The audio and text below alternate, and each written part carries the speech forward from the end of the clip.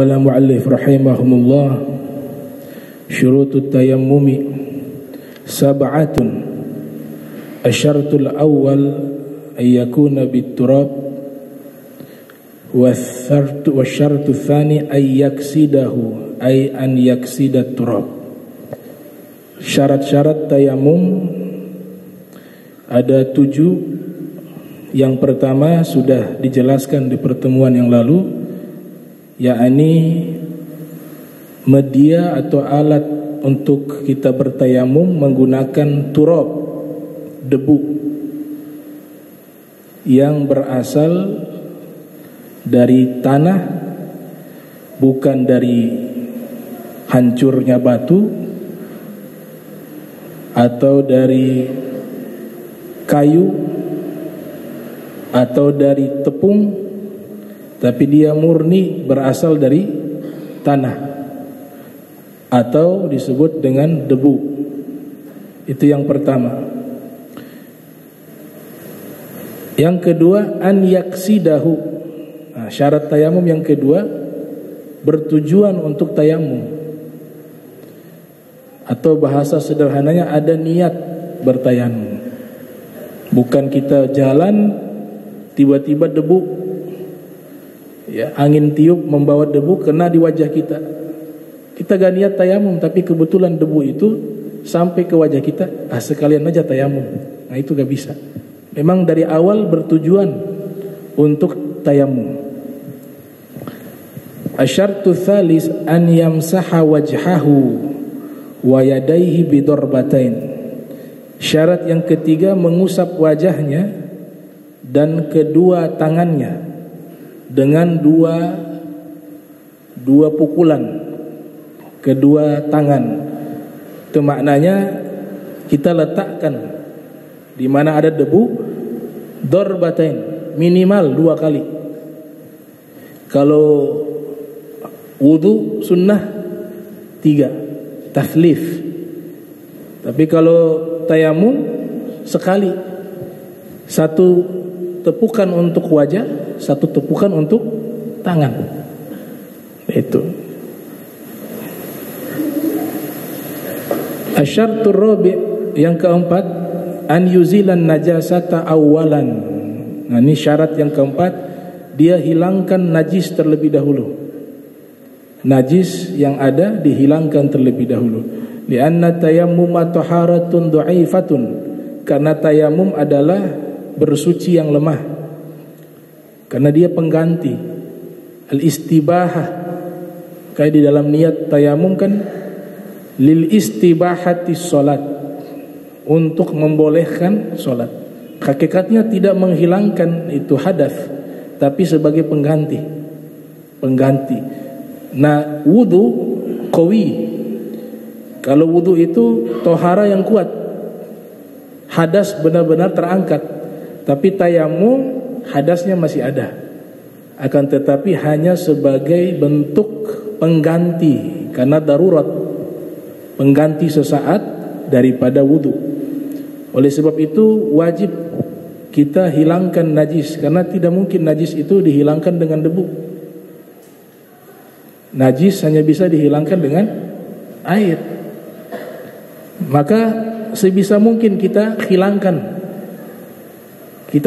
menggunakan kayu kalau ada kotoran dan sebagainya. Setelah itu sholat. Nah, ketika sholat dalam keadaan tayamum membawa najis, di sini ada 2 pendapat. Di sini dikatakan fa idza kanat alai najasatun wa lam yatamakkan min izalatiha fayasihu tayammumuhu ma'a wujudin najasati 'inda Ibnu Hajar. Apabila ada najis dan memang tidak mungkin untuk bisa dihilangkan, tidak ada air, sulit untuk dihilangkan, maka tayamumnya sah walaupun adanya najis menurut Ibn Hajar Al-Haytami. Akan tetapi anda Romli, menurut Imam Romli, la yasihhu tayammumuhu, tayamumnya tidak sah. Jadi kalau menurut Ibnu Hajar, kita tayamum walaupun dalam kondisi ada najis, tayamum kita dinyatakan sah menurut Ibnu Hajar Al-Haytami. Akan tetapi Imam Romli mengatakan tayamumnya tidak sah. Lantas mana yang benar? Ya dua-dua benar. Ijtihadiyah.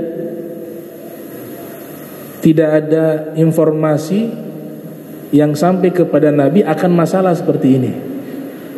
Makanya mereka berijtihad.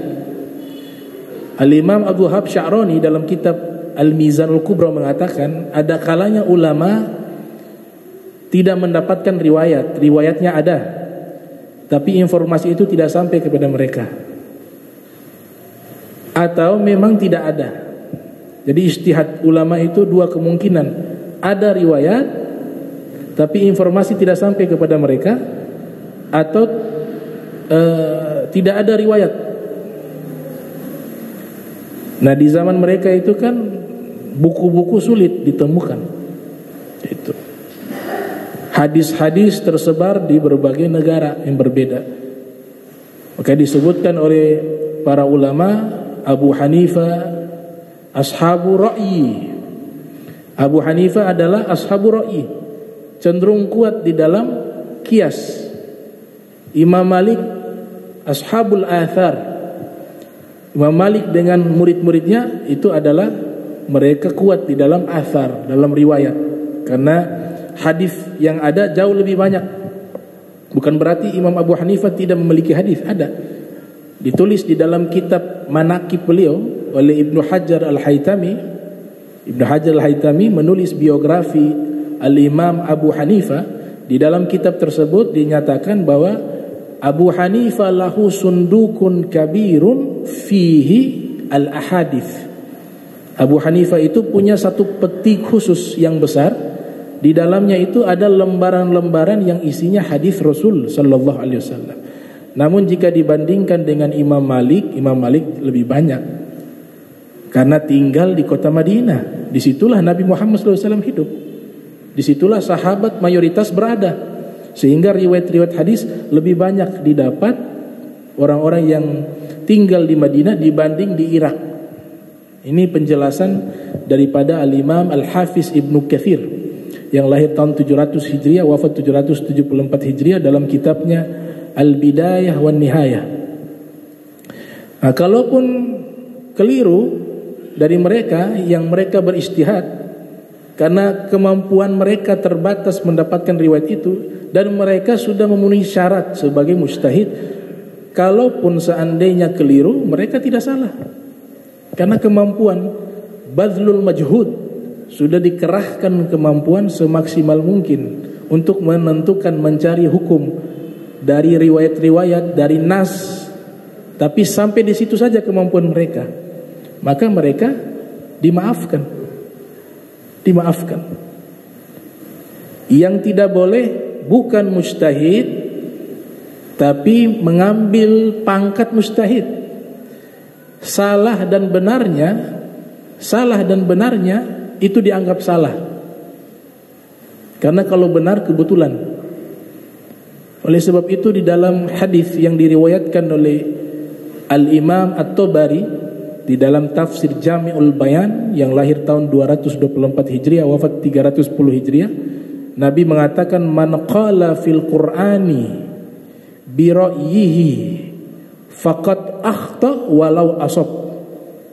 Siapa yang berbicara tentang Al-Qur'an dengan akalnya, bukan dengan dasar ilmu, dia nafsirkan sesuai akalnya, maka faqad akhta, maka sungguh dia salah, walau asab, walaupun kebetulan benar. Karena hanya kebetulan benar. Itu. Nah ini yang Imam Romli, Imam Ibnu Hajar, mereka berbeda pendapat karena memang masalah ini bagi mereka mujtahid tarjih wa hafidul madhab. Jadi derajat mujtahid ini banyak. Mujtahid mutlak, muqayyad, mujtahid tarjih, mujtahid fatawa. Nah mereka inilah mujtahid tarjih wal hafidhu lil madhab wal sahibul fatawa. Kalau kita simpulkan, mau belajar mazhab Syafi'i itu gak boleh langsung kepada Imam Syafi'i punya kitab-kitab, tapi harus kita ambil ulama yang mutaakhirin, Makanya kalau mau belajar mazhab Syafi'i, baca kitabnya Ibnu Hajar Al-Haytami. Karena memang sistematikanya sudah diatur seperti itu. Kenapa masih ada kitab fikih setelahnya? Karena menyempurnakan yang awal, yang induk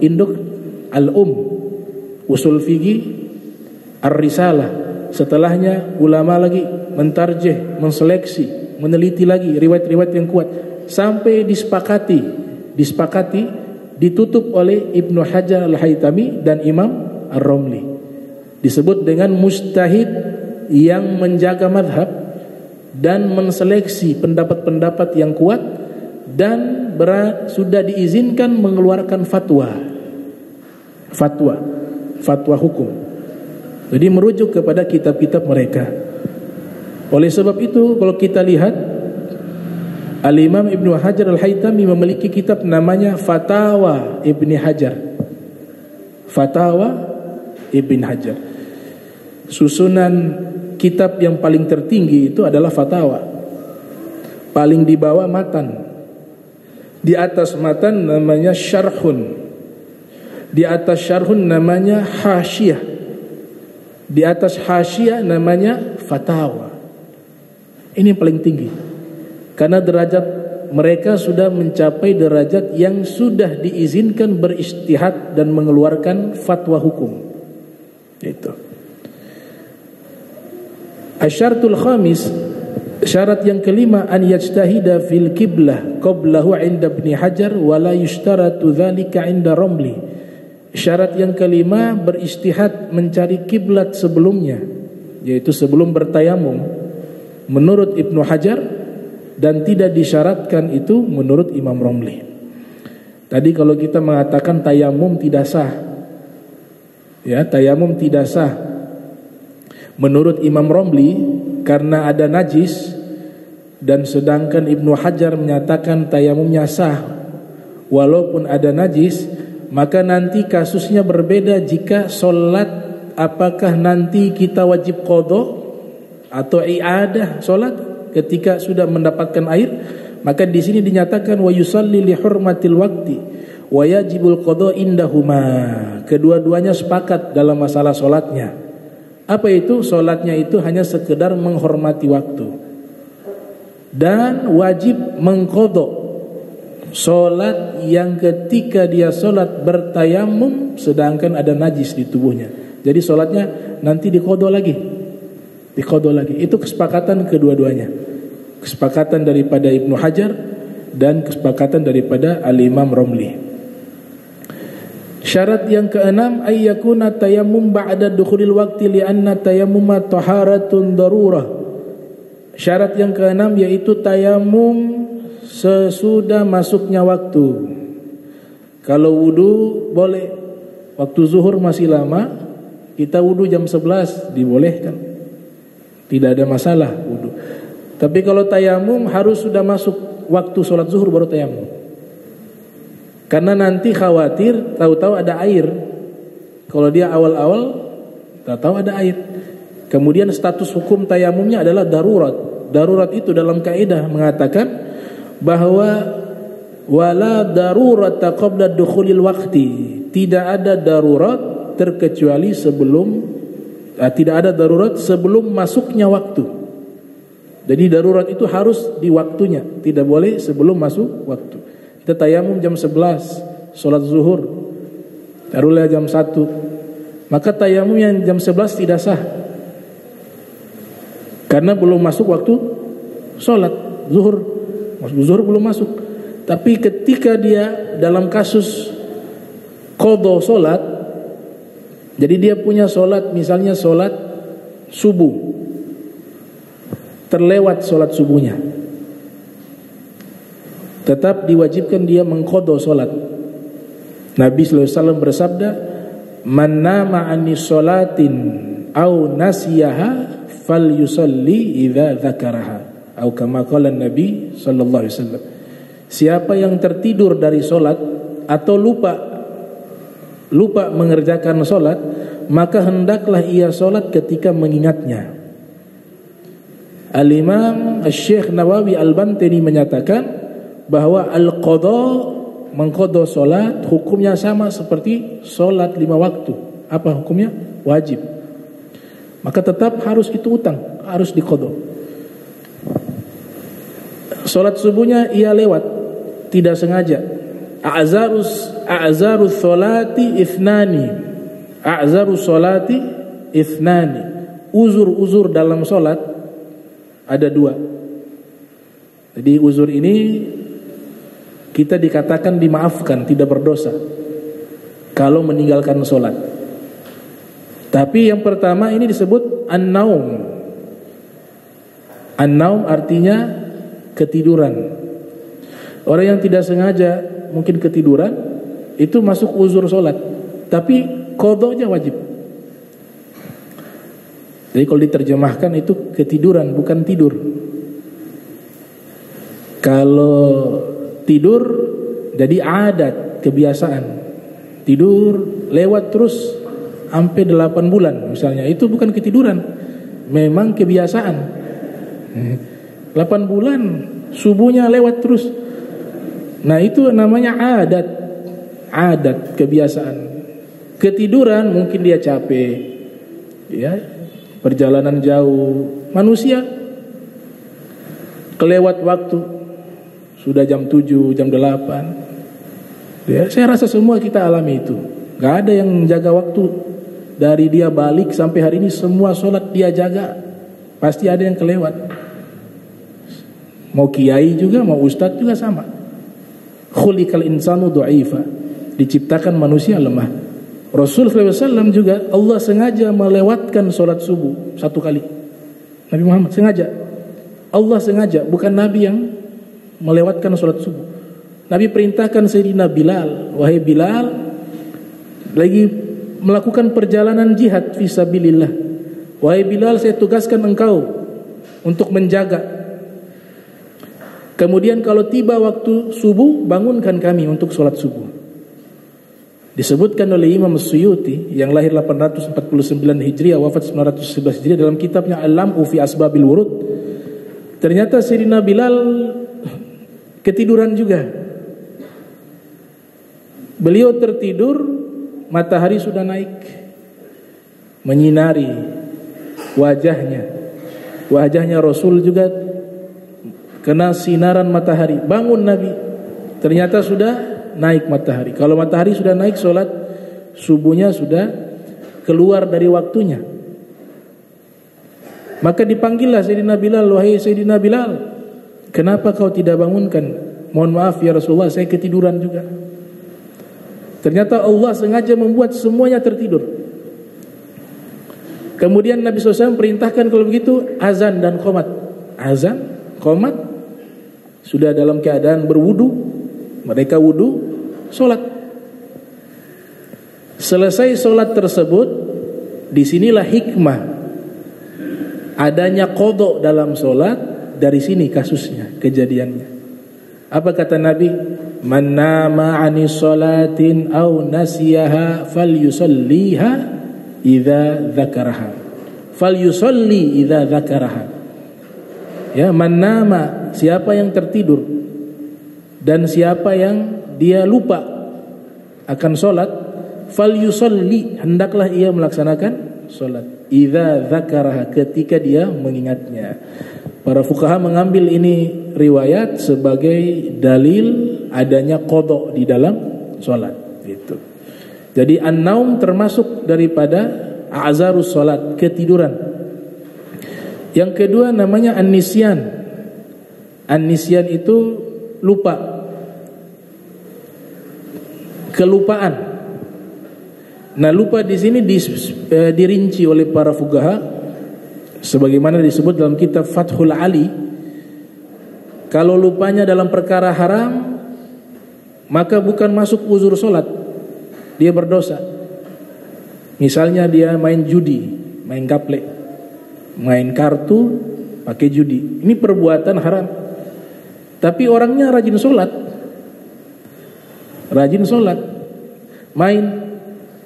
Ketika dia main dari zuhur, lupa waktu, zuhur belum sholat, tahu-tahu sudah asar. Nah dia lupa, ya saya lupa sholat gara-gara main ini. Dia main yang haram, maka lupanya juga haram. Lupanya juga dosa. Kenapa lupanya dosa? Karena dia lupa melaksanakan sholat di saat melakukan perbuatan yang berdosa. Ada yang perbuatan sia-sia. Sia-sia juga masuk, lupanya dosa. Apa misalnya? Bukan perbuatan dosa, tapi juga bukan perbuatan baik. Main game online misalnya. Nah itu kan kadang-kadang orang lupa waktu. Tahu-tahu belum sholat zuhur, main itu game online sudah asar. Lupanya dosa. Dan wajib qadha saat itu juga. Waktu teringat wajib qadha, gak boleh ditunda. Tapi ada lupanya dalam perkara yang baik. Nah ini yang masuk uzur nih. Lupanya mungkin dia baca Al-Quran, baca terlalu menikmati itu bacaan Al-Quran. Dari zuhur, belum sholat zuhur dia baca, tahu-tahu sudah asar. Ini masuk uzur, karena dia lupa sholat dari perkara-perkara yang baik. Perkara yang baik. Dan dikasih kompensasi. Qadhonya gak perlu langsung juga tidak apa-apa, ditunda besok juga bisa, karena lupanya dalam perkara yang baik. Nah ini masalah uzur sholat, dua spesifikasinya seperti itu. Jadi syariat ini memberikan banyak kemudahan kepada kita. Ada istilah namanya sholat jamak juga, itu banyak sekali kemudahan. Jamak yang kita kebanyakan tahu kan hanya safar, melakukan perjalanan keluar kota baru boleh jamak. Ternyata menjamak sholat itu ada banyak keadaan diperbolehkan. Orang sakit yang sakitnya membolehkan dia bertayamum, maka boleh juga baginya untuk menjamak, namun tidak boleh mengqasar. Kemudian hujan besar, al-matar. Kemudian juga yang ke haji di Muzdalifah, di Arafah itu kan Nabi menjamak sholat. Dan yang luar biasa, ini ada satu riwayat dari Ibnu Abbas, ditulis dalam kitab Umdatul Ahkam, dan juga dalam kitab Al-Majmu' ala Syarhil Muhadzab yang ditulis oleh Al-Imam An-Nawawi yang lahir 631 Hijriah, wafat 676 Hijriah. Ibnu Abbas mengatakan Rasul sallallahu alaihi wasallam pernah sholat di kota Madinah, tidak dalam keadaan peperangan, tidak dalam keadaan safar, dan Nabi menjamak sholat zuhur dengan asar, maghrib dengan isya. Tidak safar, tidak dalam keadaan peperangan, tidak dalam keadaan hujan. Itu dijelaskan oleh Abdul Ghani Al-Maqdisi, rincian hadis itu, riwayat itu. Nabi sholat jamak di Madinah. Nabi tinggal di kota Madinah di saat tidak safar, tidak hujan, tidak peperangan, tidak sakit. Apa hikmahnya?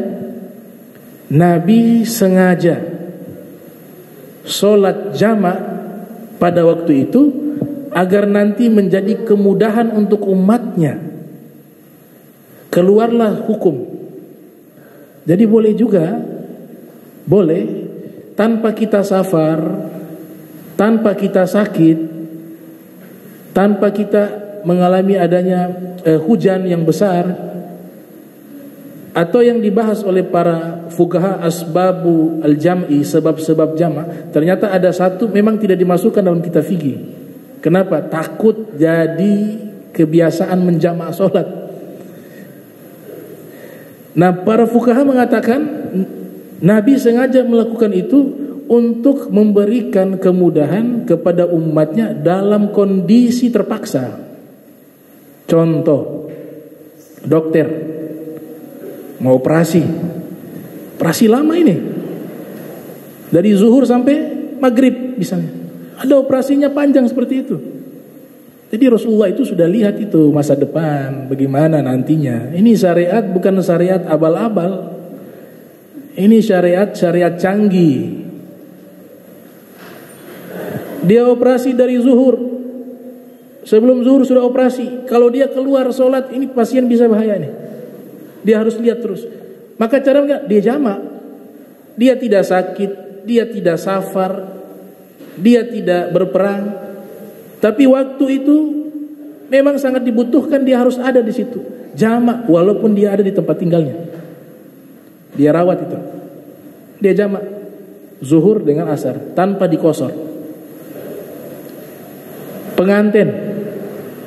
Makanya dijadikan satu pembahasan oleh para ulama-ulama kibar, Al-Mawardi, bahkan Said Ahmad Al-Ghomari menulis sebuah kitab berjudul Izalatul Khatar Amman Jama'a Shalah Baina Shalatain fil Hadar. Izalatul Khatar Amman Jama'a Baina Shalatain fil Hadar.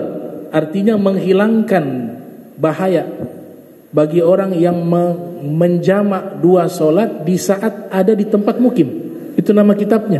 Beliau bahas secara spesifik tentang masalah tersebut. Imam Nawawi juga membahas. Jadi mereka mengatakan dibolehkan dalam keadaan tertentu, darurat dan sekali-kali, bukan terus-terus. Itu juga sudah pilihan terakhir daripada solat waktu terlewat berdosa. Maka salah satu jalan kita jamak, boleh. Pengantin dia wudu, itu dijadikan bahasu masail di pondok pesantren di Jawa. Disuruh yang pengantin ini sholat jamak, karena kalau mau wudu lagi gimana? Bongkar lagi. Subhanallah, ini syariat Nabi Muhammad. Itu. Tapi tidak dimasukkan di kitab-kitab fikih yang kecil tidak dimasukkan. Maksudnya yang kecil ini kitab-kitab yang sederhana. Tapi kalau baca kitab Majmu' Imam Nawawi di situ dibahas. Kalau kita baca Al-Mawardi di situ dibahas. Kita baca kitabnya Said Ahmad Al-Ghomari di situ dibahas. Itu. Kenapa tidak dimasukkan dalam kitab fikih secara umum ya? Karena takut nanti kita ini tahu nih senang yang kayak begini-begini. Kalau kita dapat dalil ada libur sholat, pasti semua akan mengambil itu. Maka ulama tahu nih bagaimana psikis kejiwaan manusia, psikis kejiwaan umat baginda Nabi Muhammad, maka tidak dimasukkan di situ. Nah, mereka mengatakan begini, boleh menjamak sholat di tempat dia mukim tanpa ada asbab yang dijelaskan tadi, hujan, safar, sakit dan seterusnya. Dengan catatan hal itu bukan menjadi pilihan ketika dalam keadaan yakin sholatnya tidak keluar waktu. Itu yang pertama. Kayak dokter tadi, sudah tahu jadwal operasi nih dari zuhur sampai maghrib. Oh, sudah dia yakin ini kalau saya tidak jamak otomatis akan keluar waktu. Saya jamak daripada keluar waktu. Yang kedua, tidak dijadikan sebagai kebiasaan.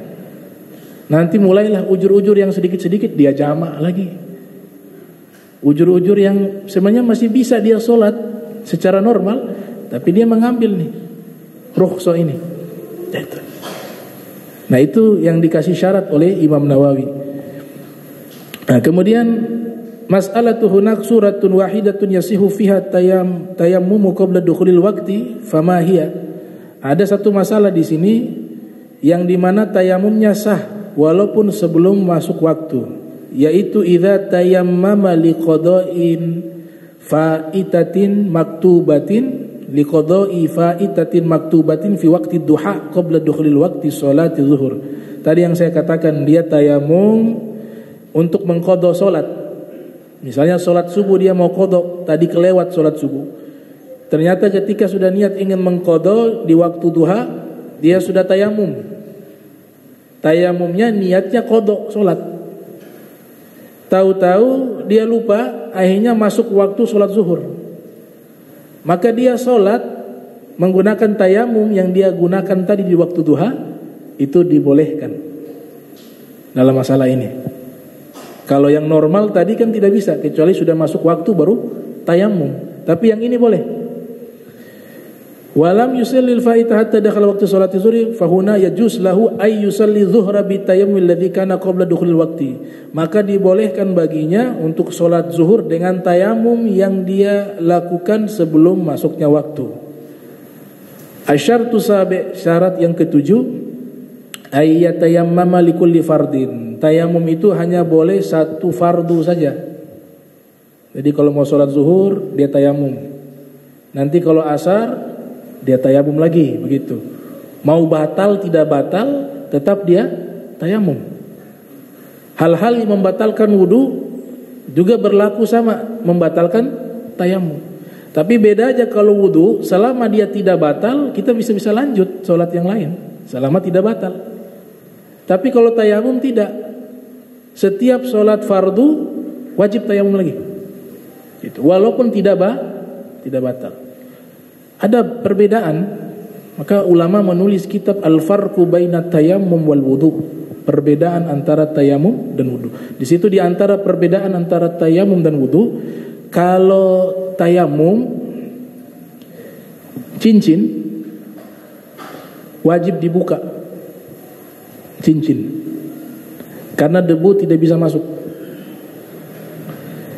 Namun kalau wudu cincin tidak dibuka. Malahan di dalam kitab yang ditulis oleh Al-Imam As-Sofadi dalam kitab berjudul Al-Wafi bil Wafayat menyebutkan para ulama-ulama terdahulu, saya dapati mereka ketika berwudu cincin mereka ada di tangan mereka.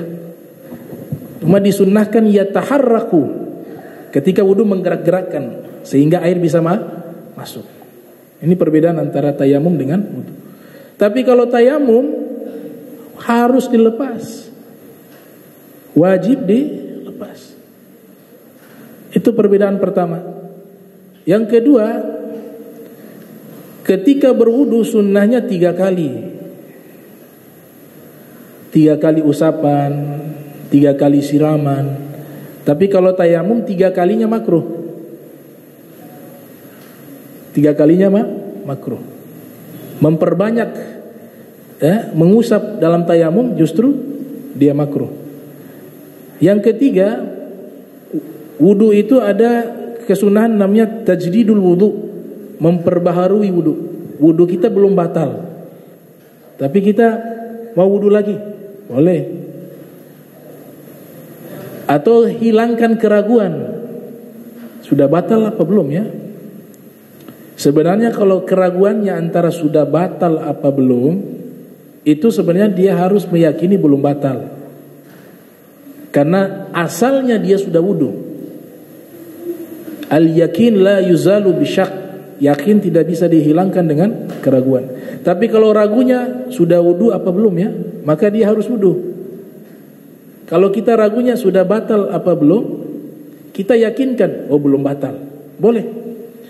Tapi kalau kita ragunya sudah wudu apa belum, gak bisa diyakinkan, oh kayaknya sudah wudu. Nah itu, dia harus mengambil yang belum wudu. Dia masih dalam keadaan berwudu, dia wudu lagi, namanya tajdidul wudu. Memang syaratnya banyak di situ. Tapi secara luas, secara global hukumnya sunnah. Tajdidul wudu, mengulang lagi wudu hukumnya sunnah. Tapi kalau tayamum, mengulang tayamum hukumnya makruh. Anamu tajdidu tayamum. Gak ada istilah dalam fikih tajdidut tayamum. Dia pakai lagi makruh. Nah itu bisa dilihat di kitab namanya Al-Farqu Baina Tayammumi wal Wudu. Perbedaan di antara tayamum dan wudu. Fala yajuz an yajma'a baina fardain ainiyayain bitayammumin wahidin. Tidak boleh baginya menggabungkan 2 solat fardu ain.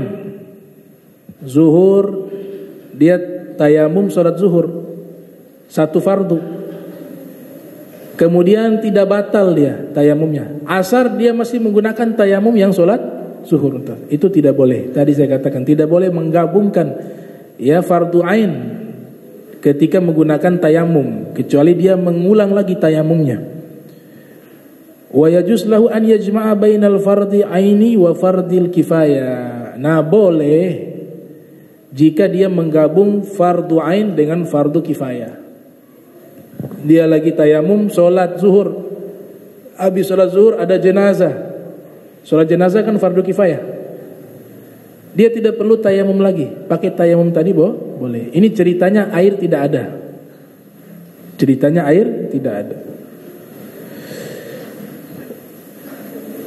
Wa baina nawafil wal furudil kifaiyah, boleh juga dia tayamum dia untuk sholat sunnah, boleh digabung dengan yang sholat fardu kifayah. Di dalam hadis Rasulullah SAW mengatakan, manittaba'a janazatal mu'minin, siapa yang ikut sholat jenazah, mengantarkan jenazah hingga ke kuburan dan dikuburkan, falahu qiratani, dia mendapatkan pahala 2 qirat. 2 qirat itu mislu jabalil Uhud. Qiratun mislu jabalil Uhud. 1 qirat seperti 1 gunung Uhud. Ini pahalanya sebesar itu. Kalau dia hanya sholatkan tapi tidak hadir di pekuburannya, dikuburkan jenazah dia tidak hadir, dia dapat 1 qirat. Dan mazhab Syafi'i sunnahnya mengantar jenazah, jenazahnya di belakang. Mazhab Syafi'i, mazhabnya kita, mazhabuna, itu mengantar jenazah, jenazahnya di belakang, kita yang antar di depan. Tapi semuanya jangan di depan, ini yang angkat siapa? Maksudnya ada yang angkat, tapi rombongannya di depan. Kalau mazhab lain masih dibolehkan. Nah, ini masalah teknis, gak ada masalah. Tapi kalau mazhab Syafi'i, kalau kita ikut mazhab Syafi'i, mengantar jenazah sesuai dengan panduan mazhab Syafi'i, itu posisi mengantar jenazahnya itu yang ngantar di depan, jenazahnya di belakang. Dan istilah-istilah mazhab Syafi'i, Asy'ari, mazhab Syafi'i itu istilah sudah ada sejak abad ke-4, ke-5, 4, 5 terus ke atas. Jadi dikatakan oleh Imam Tajuddin As-Subki dalam kitab At-Tabaqatus Syafi'iyatul Kubra, biasanya beliau katakan dalam kitabnya Asy-Syafi'iyyah, Al-Hanafiyah, Wal-Malikiyah, Wasy-Syafi'iyyah, Wal-Hanabila, Asy'ariyun. Biasanya ulama-ulama bermadhab Hanafi, Maliki, Syafi'i dan Hambali. Akidah mereka Asy'ari. Dulu Hambali banyak Asy'ari, tapi sekarang sudah tidak. Ada tapi sedikit. Sedikit. Yang banyak Syafi'iyah. Yang banyak Malikiyah. Hanafiyah cenderung lebih banyak ke Maturidiyah. Kenapa tidak ikut mazhab Syafi'i sekaligus akidah Syafi'i? Ya, kan muncul pertanyaan begitu. Karena Imam Syafi'i tidak fokus menyusun masalah akidah. Di zaman itu masalah akidah tidak terlalu bermasalah. Aliran-aliran sesat di dalam akidah tidak terlalu bermasalah, masih sedikit. Ada tapi masih sedikit. Ada Mu'tazilah. Dan Imam Syafi'i, Imam Abu Hanifah, Imam Malik, Imam Ahmad, mereka fokusnya ke fikih. Bahkan Imam Ahmad itu sebagian ulama mengatakan beliau bukan faqih tapi muhaddits. Beliau bukan ahli fikih tapi ahli hadis. Tapi karena riwayat-riwayat hadis yang beliau riwayatkan banyak juga berkaitan dengan masalah hukum, ulama pengikut beliau mulai menyusun kitab membahas tentang masalah fikih. Tapi Imam Ahmad secara global itu cenderung dalam masalah hadis. Beda dengan Imam Syafi'i. Imam Syafi'i selain ahli hadis, beliau juga faqih. Karena beliau yang menyusun usul fikih, kitab Ar-Risalah.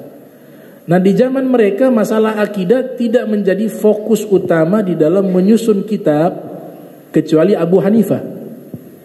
Abu Hanifah beliau fokus terlebih dahulu masalah akidah. Maka ditulis sebuah kitab namanya Al-Fiqhul Akbar, fikih yang paling besar. Fikih yang paling besar. Itu kitab membahas akidah. Imam Syafi'i fokus dalam masalah fikih, Imam Malik fokus dalam masalah fikih dan hadis, Imam Ahmad fokus dalam masalah hadis Nabi Muhammad sallallahu alaihi wasallam. Nanti setelah mereka, ini kan satu zaman, mereka satu generasi tapi tahunnya berbeda. Maksudnya satu generasi hidupnya di abad yang mendekati satu dengan lainnya. Abu Hanifah lahir tahun 80 Hijriah, wafat 150 Hijriah. Kemudian Imam Malik 93 Hijriah, lahir wafat 179 Hijriah. Kemudian yang ketiga Imam Syafi'i, lahir 150 Hijriah, wafat 204 Hijriah. Kemudian Imam Ahmad ibn Hanbal, lahir 164 Hijriah, wafat 241 Hijriah. Imam Malik bertemu dengan Abu Hanifah. Walaupun usianya Abu Hanifah lebih tua dari Imam Malik, tapi Abu Hanifah menganggap dirinya sebagai muridnya Imam Malik. Beliau mengatakan dengan pujian, inna fil madinati bahran, sesungguhnya di kota Madinah ada lautan. Padahal di kota Madinah tidak ada lautan. Maknanya apa? Ada lautan ilmu di sana. Siapa itu lautan ilmu? Imam Malik. Nah, ulama-ulama dulu begitu saling menyanjung. Imam Malik pernah ditanya, wahai Imam Malik, bagaimana pendapatmu tentang Imam Abu Hanifah? Diceritakan dalam kitab Nurul Absar fi Manaqibi Ali Mukhtar. Kata Imam Malik, Abu Hanifah, tidak ada manusia yang pernah saya bertemu dengan orang yang lebih cerdas seperti Abu Hanifah. Seandainya, beliau kasih andai-andai, seandainya ada satu kayu, kemudian Abu Hanifah mengatakan ini emas, padahal realitanya itu kayu. Kemudian ada orang yang mengatakan tidak, ini kayu, dan mendebat kepada Abu Hanifah, maka Abu Hanifah akan menang. Padahal Abu Hanifah salah, itu kayu, tapi Abu Hanifah mengatakan enggak, ini emas. Diajak debat, ini posisi orang yang benar, debat dengan Abu Hanifah, pasti Abu Hanifah yang menang, kata Imam Malik. Artinya logikanya, ya, kecerdasan akalnya itu luar biasa. Setelah Abu Hanifah meninggal, Imam Syafi'i lahir. Imam Ahmad bertemu dengan Imam Syafi'i. Gitu. Imam Syafi'i berguru kepada Imam Malik. Imam Abu Hanifah, Imam Malik bertemu di majlisnya Imam Ja'far As-Shadiq. Gurunya Imam Ja'far As-Shadiq. Lahir 83 Hijriah, wafat 148 Hijriah. Di zaman mereka gak ada masalah akidah. Masalahnya ada sedikit kecil. Dan pada waktu itu lebih cenderung orang sibuk dengan masalah fikih.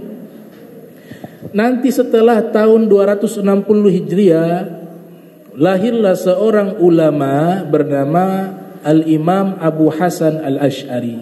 Nama aslinya Ali bin Ismail. Lahir tahun 260 Hijriah, wafat 324 Hijriah. Di zaman beliau sudah ramai itu akidah-akidah yang menyimpang. Walaupun awalnya beliau ini adalah mengikuti pemahaman Ayatiri, Ali Al-Jubai Mu'tazilah.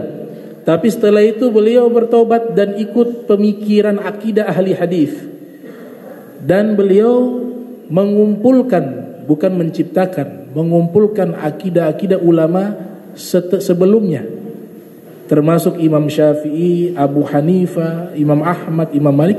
Mereka punya akidah-akidah itulah dibukukan dan disusun dengan rapi di dalam mazhab akidah. Jadilah Asy'ari nisbat kepada beliau. Maka dia punya sanad itu kalau kita lihat dalam kitab Al-Farqu Bainal Firaq yang ditulis oleh Abdul Qahir Al-Baghdadi, di bagian akhir kitab tersebut sanad daripada Abul Hasan Al-Asy'ari itu sangat dekat kepada Imam Syafi'i. Beliau ketemu dengan murid-muridnya Imam Syafi'i. Murid langsung Imam Syafi'i itu adalah guru-gurunya Abu Hasan Al-Asy'ari.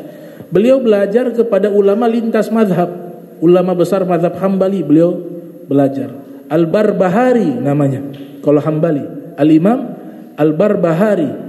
Belajar juga para ulama mazhab Hanafi, Maliki, semuanya. Dari semua inilah beliau belajar, beliau simpulkan akidah mereka semua sama, yang dinamakan dengan akidah Asy'ari karena nisbat kepada beliau. Jadi kenapa tidak ikut mazhab Syafi'i? Akidahnya juga Syafi'i. Ya karena Imam Syafi'i belum menyusun masalah akidah. Tapi kalau ikut Abul Hasan, itulah kita mengikuti akidahnya Imam Syafi'i. Kita ikuti akidahnya Abu Hanifah. Gitu. Nah ini bahasa kadang-kadang diputar-putar. Seakan-akan Imam Syafi'i akidahnya berbeda dengan Abul Hasan Asy'ari. Gitu. Abdul Qahir Al-Baghdadi tulis tuh. Baca kitabnya Al-Farqu Bainal Firaq. Di situ ada pertanggungjawaban ilmiah. Sanad ilmu akidahnya Abul Hasan Asy'ari bersambung kepada imam 4 mazhab.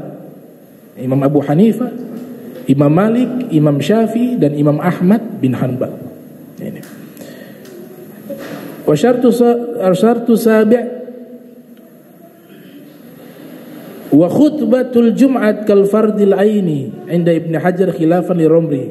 Demikian juga ketika orang tayamum, kalau khutbah Jumat dianggap fardu ain menurut Ibnu Hajar, maka ketika khutbah dia tayamum. Nanti habis khutbah tayamum lagi untuk sholat Jumat 2 kali. Kalau ikut pendapatnya Ibn Hajar. Namun Imam Romli menganggap khutbah bukan fardu ain, sehingga dia tayamumnya 1 kali sudah boleh. Jadi khutbahnya sekali tayamum sekaligus sholat Jumatnya. Tapi kalau Ibn Hajar khutbah 1 tayamum, nanti sholat Jumatnya lagi 1 tayamum jika dia dalam keadaan bertayamum. Tapi kalau ada makmum yang punya wudu, maka ini imam, ini khotib tidak sah. Kenapa? Karena ada wudu. Misalnya ada orang mungkin dia ada beli air, tahu-tahu dia wudu. Ini semua air mati, kita tayamum semua. Dia masuk nih, ditanya ke dia, ada wudu. Dia berhak menjadi khotib. Dia berhak menjadi imam kalau dia siap. Makanya dibilang yang pakai imamah duduk di depan boleh, pakai imamah, pakai jubah, duduk di depan bagus, tapi harus punya konsekuensi. Kalau khotib yang dijadwalkan berhalangan, dia langsung naik, berarti dia berhak duduk di depan. Tapi kalau tidak bisa, jangan duduk di belakang. Iya, saya pernah alami dulu, enggak sebut nama kota dah. Jadi khotibnya selalu pakai teks, sudah menyusun dengan sangat rapi, punya warung, punya kios. Jadi dia setiap hari di warung baca, mempersiapkan khutbah Jumat. 1 kali waktu, ini nota-nota orang hutang, sendal, gula, ya, teh, karena jual sembako. Dia baca di warungnya, mungkin taruh di atas meja. Dia sudah pisahkan ini yang lembaran khutbah, di sini ada nota, lagi sibuk, nota utang piutang. Pas hari Jumat itu lagi tulis, mungkin jam-jam 10 karena di tempat tersebut sholat Jumatnya dia jam 12. Jadi jam 10 lewat itu. Ini saya alami. Ditulis itu. Wah, sudah dengar suara ngaji. Oh, siap-siap. Jubah sudah panik tuh. Ternyata waktu masuk ke kamar mandi, cucu masuk ke warung. Jadi lembaran sudah disusun rapi di sini yang untuk teks khutbah, sini nota-nota utang piutang, cucu campur-campur. Nah, sudah campur-campur, sudah dipisahkan. Buru-buru ini sang khotib masuk ke warung, ambil. Kan dipikir sebelah kanan tadi sudah taruh, ambil, masuk. Sampai di mimbar. Buka. Kan mic-nya mic sini ditempel kan? Jadi kalau mau bicara apapun keluar, baru mic-nya suaranya jelas. Jelas sekali. Saya duduk di belakang. Terus pengantar khotib, terus ini khotib mengatakan, "Lah, kok ada sendal di sini?"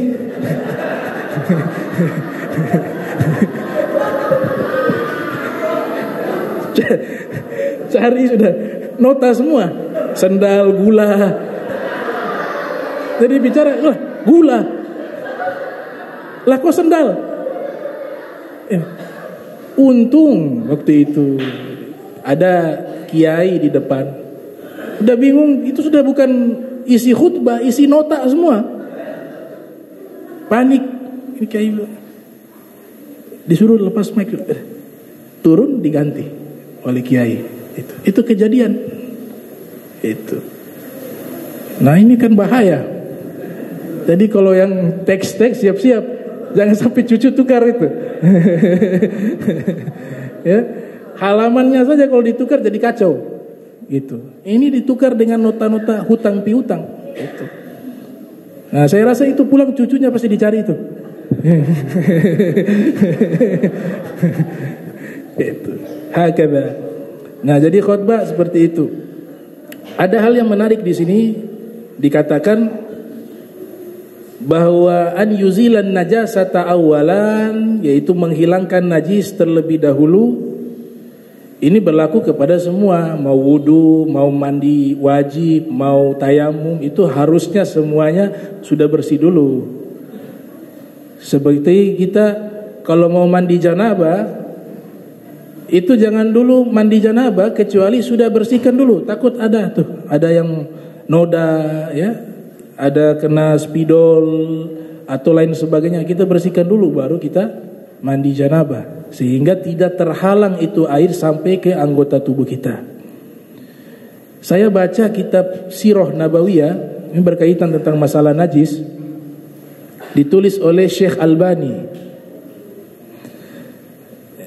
Syekh Albani di kitab Sirah Nabawiyah itu di bab awal, beliau mengatakan bahwa nasab Nabi suci. Lawan dari najis adalah suci. Lawan dari suci adalah najis. Syekh Albani menulis di bagian awal bahwa nasab Nabi tohir, nasab Nabi suci. Tapi ketika saya baca di pertengahan membahas tentang orang tua Nabi di situ dikatakan orang tua Nabi musyrik.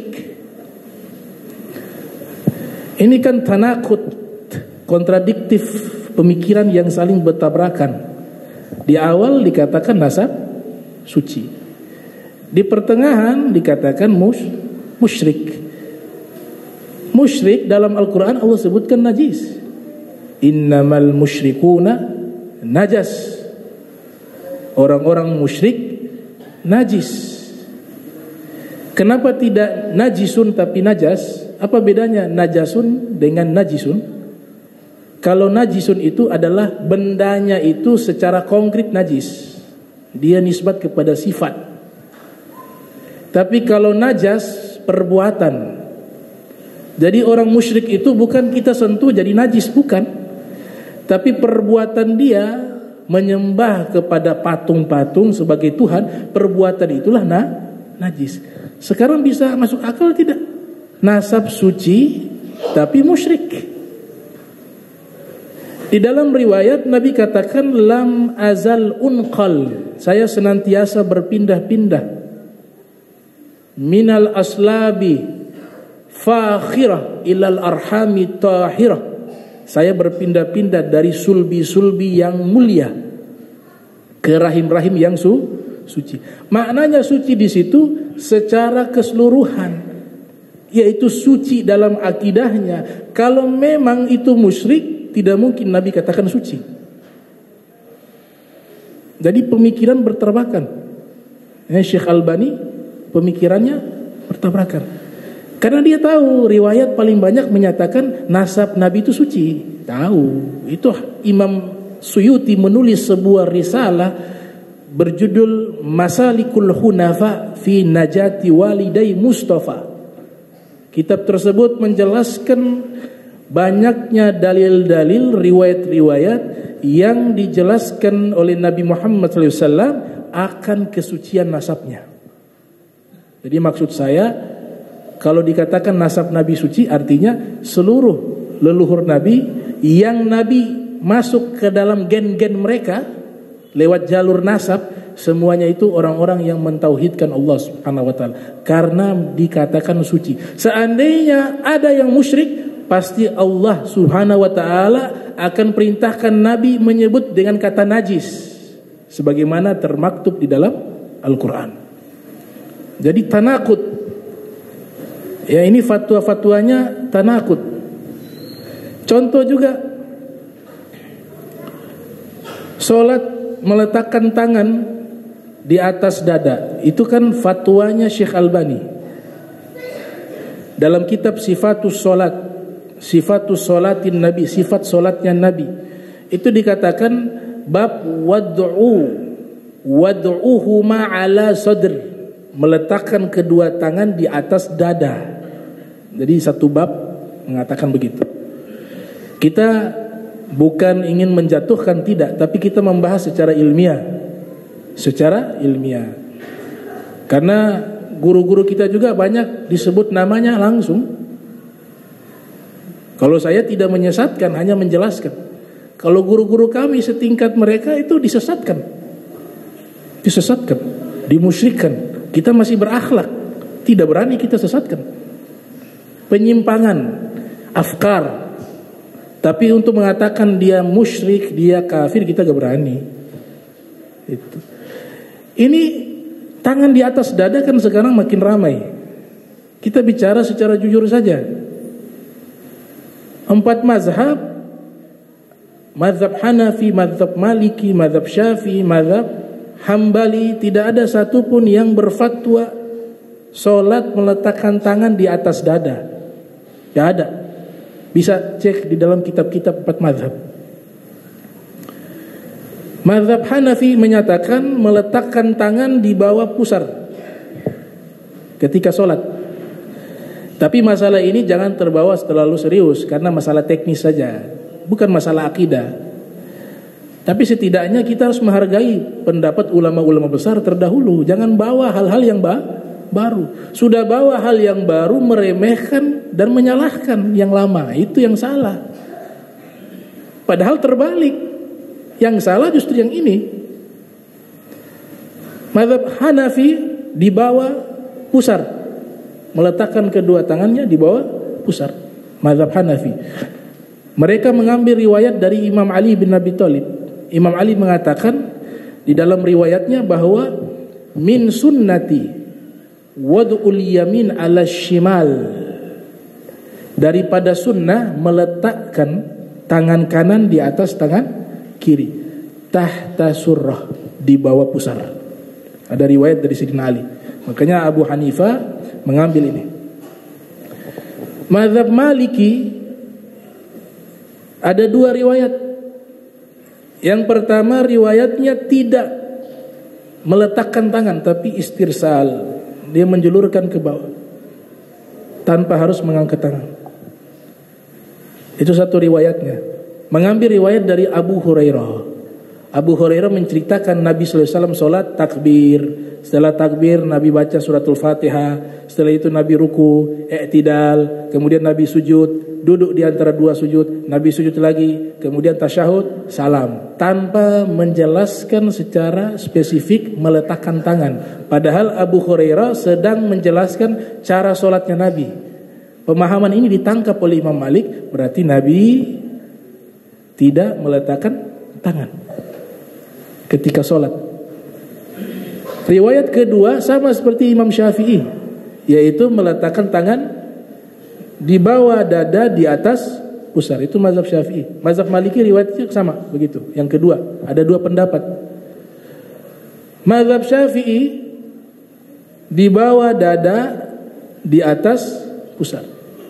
Ada riwayat dari sahabat namanya Wa'il ibn Hujr. Ia mengatakan shallaitu ma'an Nabi sallallahu alaihi wasallam. Saya salat bersama Nabi Muhammad sallallahu alaihi wasallam, fa wada'a yadahu al-yumna.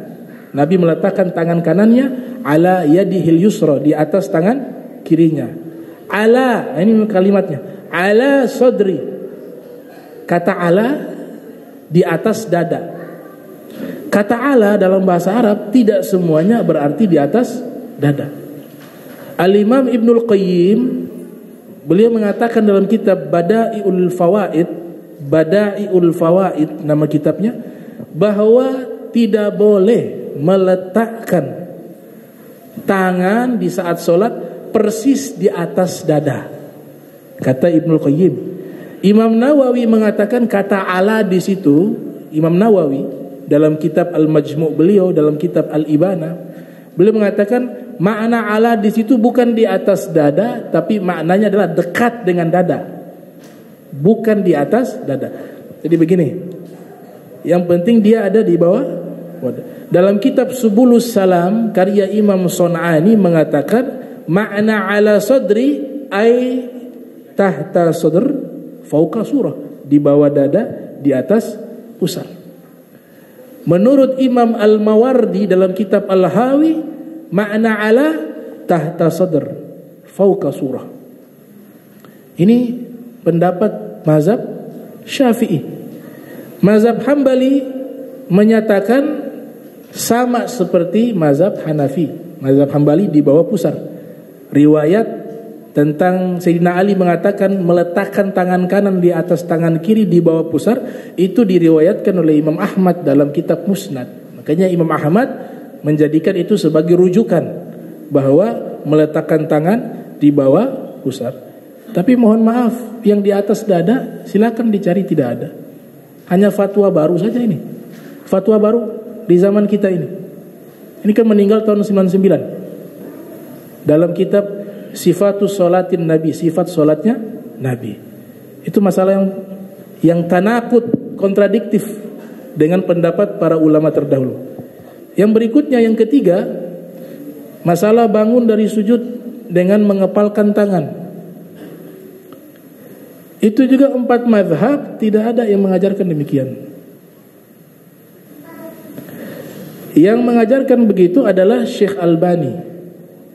Mengambil satu riwayat dari Ibnu Abbas mengatakan idza kana idza qama anna an-nabiy sallallahu alaihi wasallam kana idza qama minas salati fa wada'a yadahu bil ardi kama yada'ul ajin. Bahwa Nabi sallallahu alaihi wasallam ketika bangun dari sujudnya, sekali lagi ini masalah bukan masalah besar ya, teknis saja, teknis. Jadi kita sedang mengajarkan bagaimana ilmunya para ulama, pendapat para ulama. Karena kita zaman sekarang harus lebih cerdas, sehingga yang kita lakukan ada referensinya, begitu. Sehingga tidak mudah disalahkan oleh orang. Hadis ini mengatakan, ini juga hadis mauquf. Wa ma'adaftahu lin nabi marfu'u. Kalau kalian sandarkan kepada nabi adalah marfu'. Kalau kepada sahabat mauquf. Ibnu Abbas mengatakan Nabi SAW ketika bangun dari sujudnya meletakkan tangan ke bumi, dan Nabi bangkitnya seperti orang yang mengadon roti. Menurut Syekh Albani, al-ajin di situ orang yang mengadon roti. Jadi pemahaman orang adon roti ya begitu. Sehingga bangunnya seperti. Nah, yang luar biasa, ulama lintas madhab, mereka tidak ada satupun yang mengartikan kata al-ajin itu adalah mengadon roti. Tapi yang mereka artikan adalah syekhun kabirun, orang tua. Ibnu Shalah mengartikan demikian, Imam Nawawi mengartikan demikian, dan ulama-ulama lainnya. Orang tua. Jadi orang tua kalau bangun itu dia pelan. Artinya kalau bangun dari sujud jangan terlalu buru-buru. Makanya ada sunnah duduk sesaat. Kalau selain tasyahud, kita sholat 4 rakaat, rakaat ke-1 kita mau bangkit tidak langsung bangkit, tapi ada duduk sesaat baru bangkit begitu. Yang kedua, ulama hadis mengatakan hadis tersebut adalah hadis yang palsu atau hadis yang lemah. Itu kata Ibnu Shalah. Ibnu Shalah Khatimul Huffaz, penutup para huffaz, punya kitab namanya Muqaddimah Ibnu Shalah. Beliau mengatakan hadzal hadis la yasihhu. Ini hadis tidak sahih. Wala yu'raf, tidak dikenal di kalangan ulama hadis. Makanya cari referensinya susah. Di mana nih kitabnya? Kalaupun ada pasti dijelaskan, oh ini hadis kacau, sanadnya kacau. La yasihhu, tidak sahih. Wala yu'rafu, tidak dikenal hadis ini.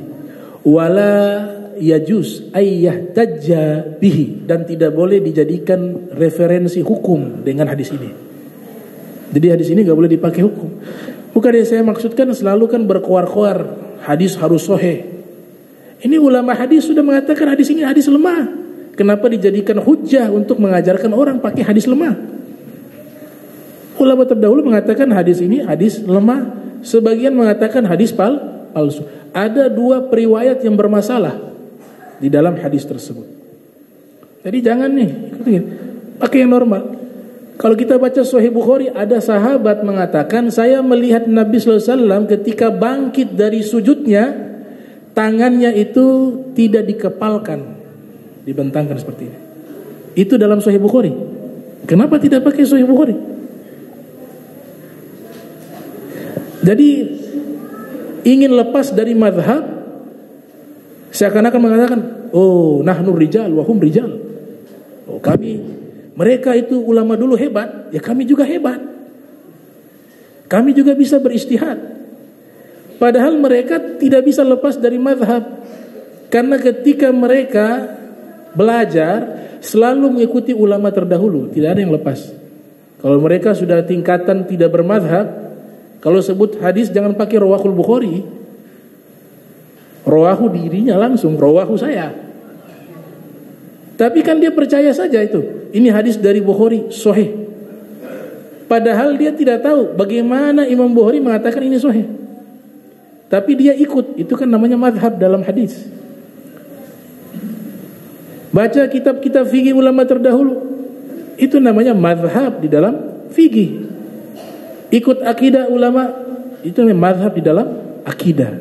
Jadi kita tidak bisa lepas daripada mazhab. Kayak saya katakan begini karena mukaddimah kitab Syekh Albani itu, beliau menghantam orang yang bermazhab.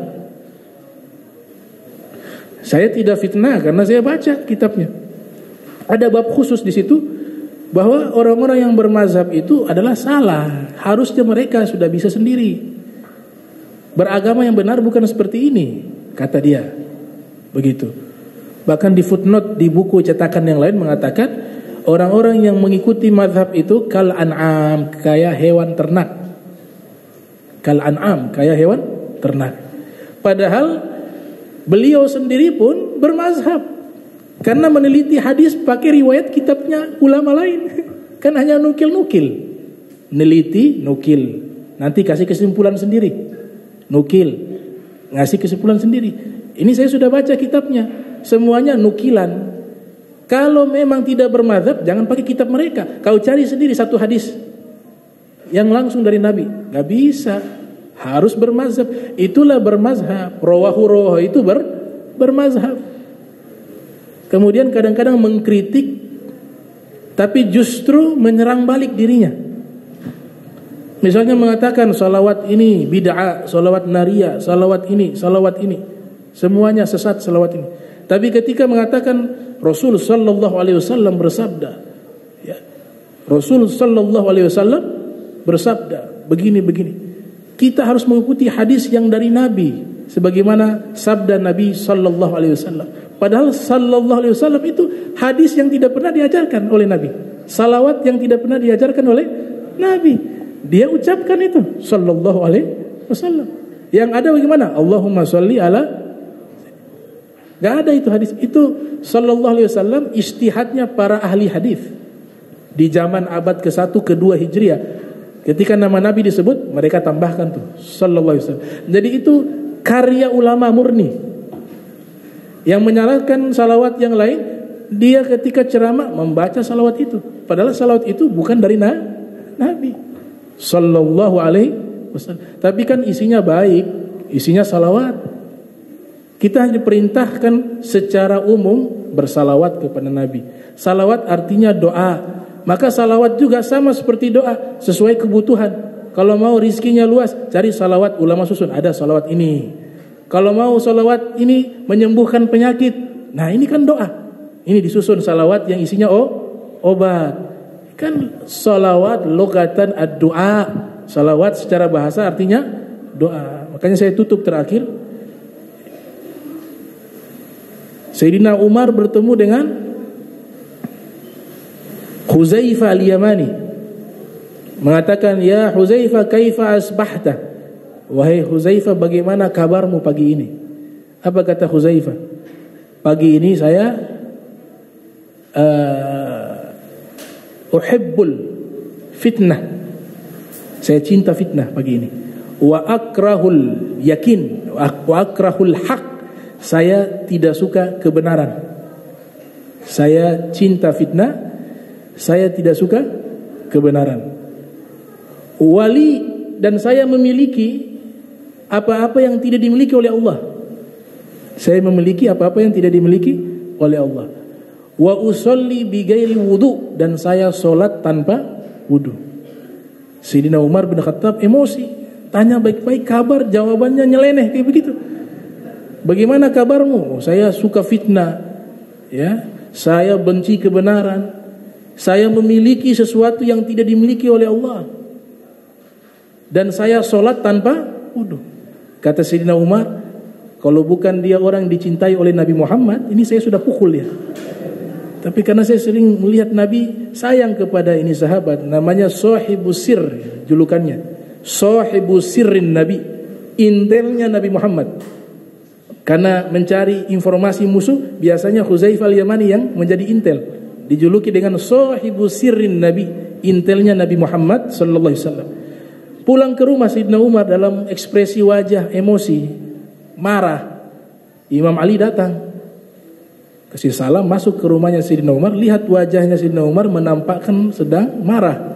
Kemudian Sayyidina Ali bertanya, "Wahai Amirul Mukminin," waktu itu sudah khalifah beliau, Nabi Muhammad SAW sudah berpindah ke alam barzah.